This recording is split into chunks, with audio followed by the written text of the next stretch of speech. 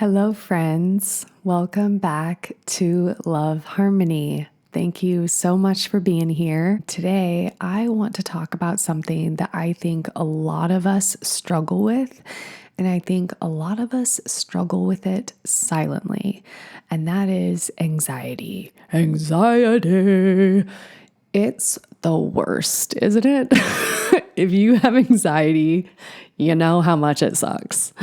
Today, I would like to talk about 3 powerful techniques that instantly calm anxiety. But first, what is anxiety? Anxiety is fear in action. I came up with that myself. It's fear in action, okay? Now let that sink in. Anxiety is fear in action. It's your body and your mind reacting to something that it perceives as dangerous. Usually, anxiety shows up in one of 2 ways. I think a lot of the time it can show up as both at the same time, like a double whammy. The first way is that it shows up mentally. This is when your mind is racing, your thoughts are spiraling, you have negative thoughts, you have scary thoughts, you have intrusive thoughts. Your brain feels like it's running a marathon and you're standing still. It is very uncomfortable. You might start asking yourself things like, what if this happens? What if this crazy, awful scenario happens? What if someone dies? Why do I feel like this? Am I going crazy? I'm going crazy right now. I'm seriously going crazy. What am I going to do? I'm going to end up in a loony bin. Sometimes you just want your own mind to stop. Secondly, your anxiety can show up physically. This is when your body actually physically reacts. So your heart might race, your hands might feel shaky, your legs might shake. You might have trouble breathing deeply or just breathing normally. I know that happens to a lot of people, especially, of course, when you're having a panic attack, which directly stems from anxiety. I remember specific things that would happen when I had really bad social anxiety. You might, when you're talking to someone, you might have like little twitches in your face. Your face might be shaky. Your lips might start shaking. Your voice might crack, like we often see in movies, like when a guy is hitting on a girl, for example, or your face might tremble when you're talking to someone. Here are a few more ways that anxiety can show up physically and mentally, just so you can recognize them in yourself or in others close to you, which is super important. So you might have trouble sleeping, or you might wake up in a panic. Like I think for a lot of people with anxiety, they can wake up at 4 or 5 o'clock, sometimes even 3 o'clock in the morning. And you're just like, it's as if your thoughts were already going. You wake up and your thoughts are going. And you feel just worrying about whatever. I think many times it's worrying about work or worrying about money, things like that feel out of control in your life. You may have nausea or digestive issues is really common for people, a common side effect of anxiety. Headaches or muscle tension, feeling like you're floating or detached from reality, like dissociating, which is something that I've done so much. I dissociate all the time, especially having ADHD. It's like sometimes I like dissociating, but it's not necessarily healthy. Constant worrying about things that you know are irrational, or maybe you don't, but they probably are irrational and you feel like you can't turn it off, like intrusive thoughts about like an accident happening or you dying or something like that. Those are the kind of thoughts that I have, at least. Fear of being judged, even in totally safe situations, can be really common. Now, I want to share the exact moment that I remember when my own anxiety started, simply because I think it's interesting.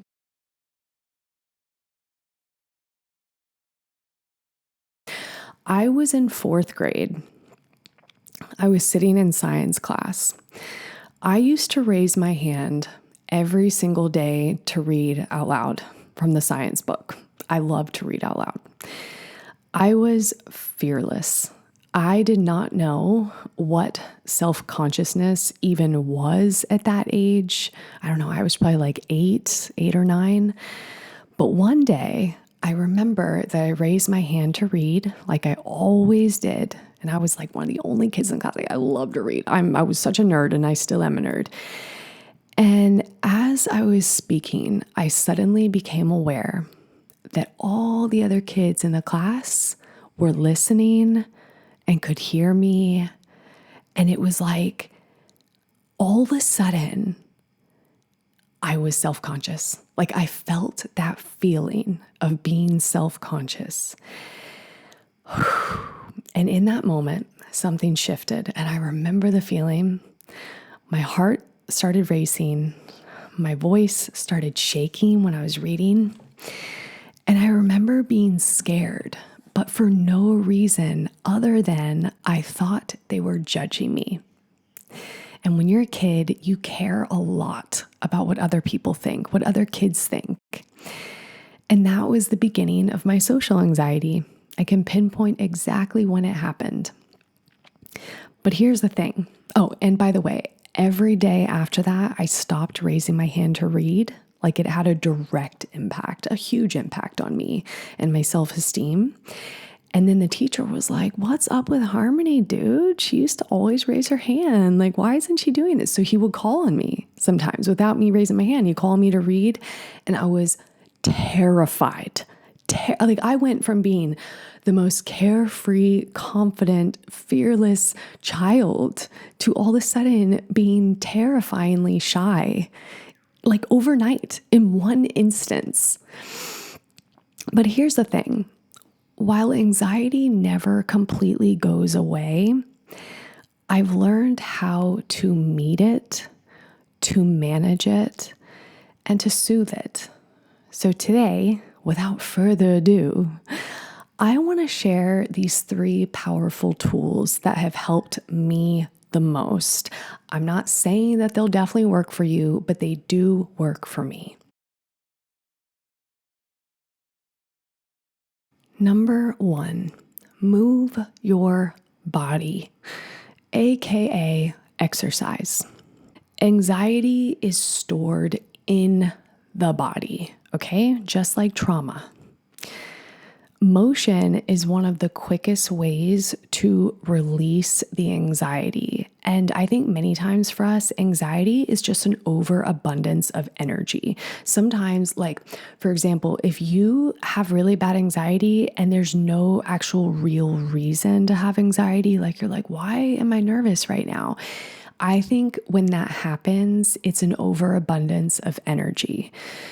So moving your body and exercising helps to release the energy.